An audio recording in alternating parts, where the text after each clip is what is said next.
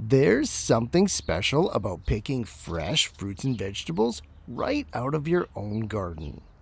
Nothing, though, is better than when it's strawberries. Started off right, strawberries have a knack of becoming everyone's favorite crop.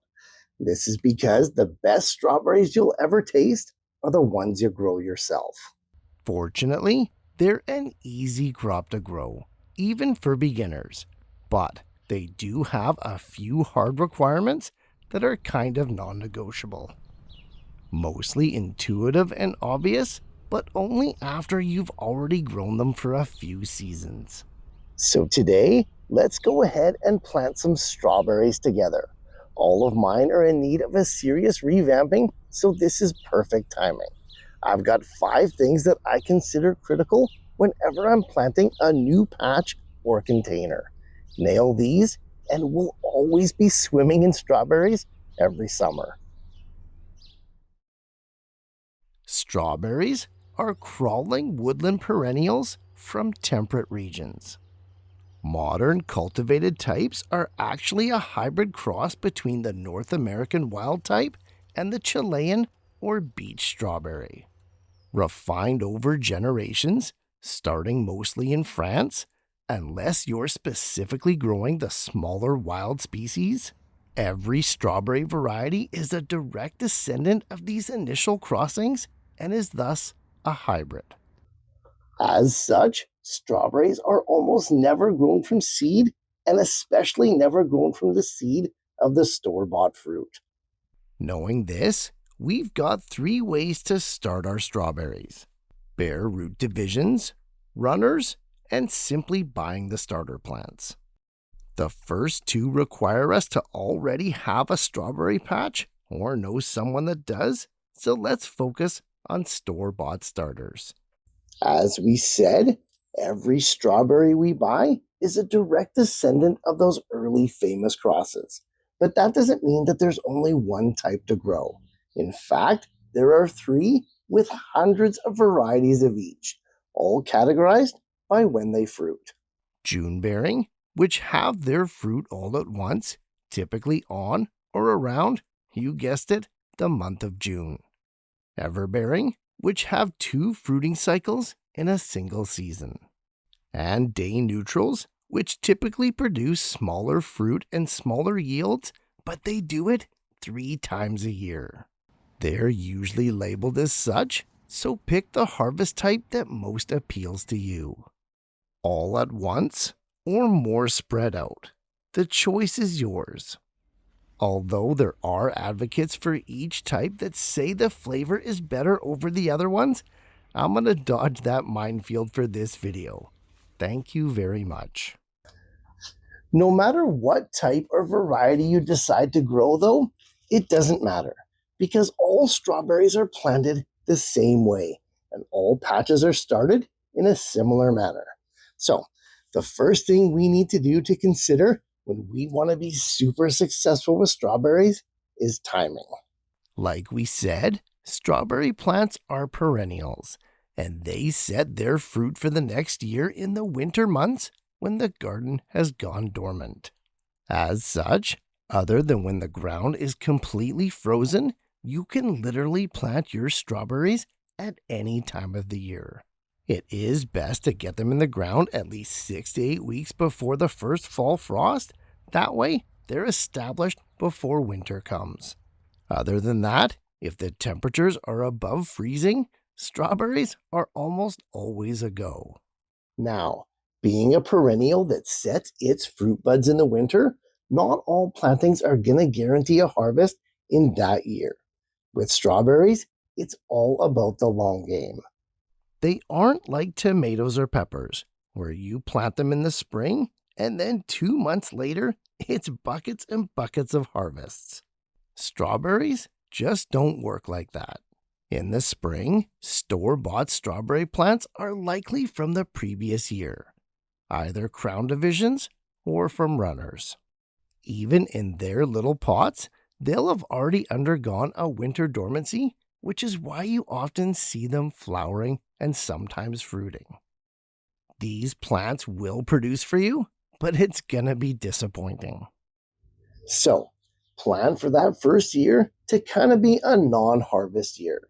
If you get your strawberries into the ground in the late summer, though, that spring they'll be coming up on 2 years of age. That's approaching the peak production of strawberry plants. This is a unique perennial that grows to about 5 or 6 years of age and then starts to decline.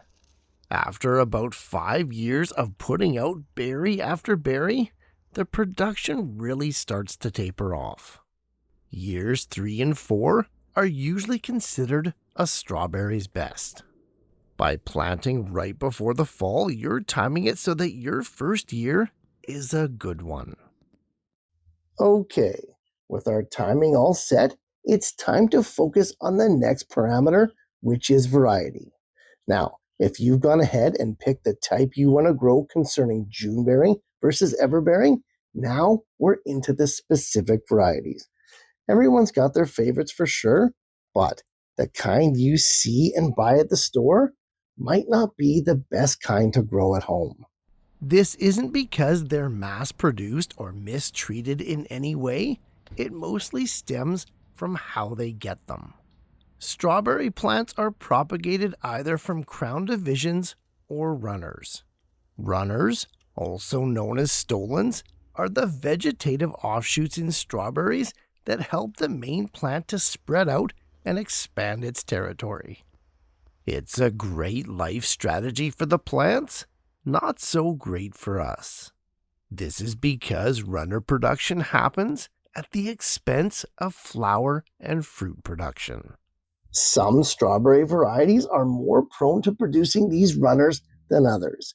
Two guesses as to what type of strawberry plants commercial growers use to make all these lovely starters.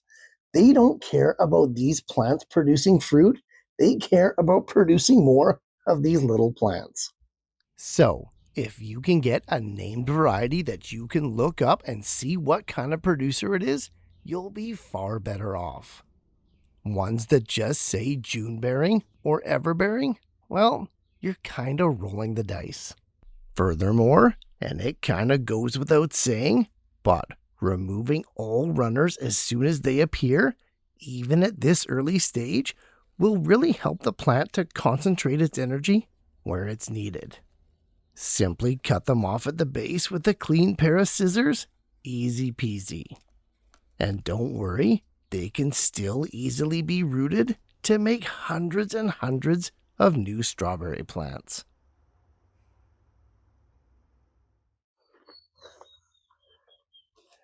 Okay, with the timing and variety all covered, it's time to get to the actual planting.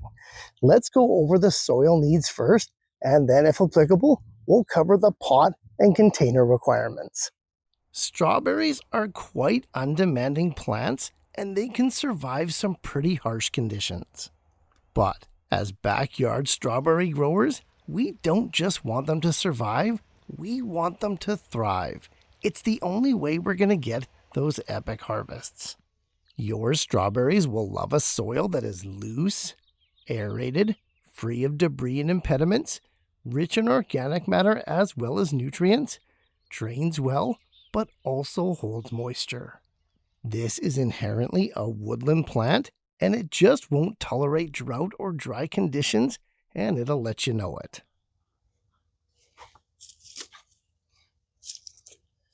As a shallow rooted clumping crop, strawberries are not picky at all about their containers. Their roots tend to go out sideways rather than straight down. As such, they only need about 4 to 6 inches of soil depth. This is how they're able to be grown successfully in such shallow planters and troughs. There are limits, however, and I find those upright strawberry towers kind of gimmicky and definitely limiting. The plants look great for the first 1 to 2 years, but then what? Deeper soil won't hurt them, but if you're going with a container setup, soil can definitely get pricey. And more than 6 inches is generally considered a waste. Planting your strawberries is super easy because we simply want to pot them up to the existing depth that they're already at. For bare root divisions, this can be a bit trickier because you never want to bury the strawberry crowns. Too deep and the plant will struggle and most likely rot. Too shallow though, and the plant won't be able to properly anchor itself and it'll be susceptible to drought and drying out. You want the crown of the plant, where those stems are emerging, to be just above the soil line. This is the most important factor when we're planting this crop. If we don't get the depth right with our strawberry planting, nothing else we do will matter down the road. The crowns must be sitting proud, right above the soil line, just about equal with the mulch. But all those roots still have to be buried. This is one area where strawberry starter plants are definitely much easier to deal with than bare root divisions. For spacing, strawberries are crawlers and they need lateral room to grow. They should be planted no closer than 18 to 24 inches apart. As such, the rule for containers is usually one plant per pot. Mulch your strawberries right away and give them a quick watering to allow them to avoid any dangers of transplant shock. We want the roots to be able to stretch, spread out, and reach for water and nutrients and have that soil be seamless with the soil that's in their pots. As for where to plant or place your container, well, strawberries are a full sun crop and they require at least 6 to 8 hours of direct sunlight per day. Being a woodland berry, you'd expect strawberries to enjoy the dappled shade of the deep forest. However, that's only part of the story, as the other half of this hybrid, the beach Chilean strawberry, is very much a full sun plant. Give your strawberries lots of light if you really want lots of berries. Lots of light, lots of water, and a whole lot of information. Let's go ahead and recap the main points so that they all stick. Strawberries can be the most amazing crop, producing insane levels of harvest even for beginners. They only do this though when they're set up to be successful right from the start. By following these 5 tips, you'll ensure that your strawberries are able to reach their full potential.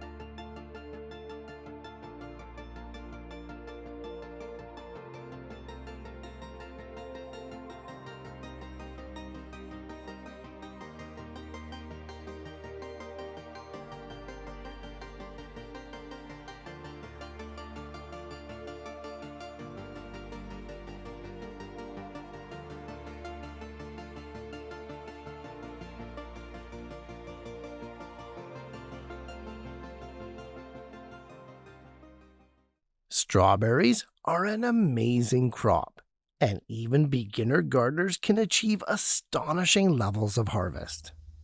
Hopefully, these 5 key tips on planting them and getting them started help you on your strawberry journey and to your best season yet. As always, guys, happy growing, and I'll see you soon.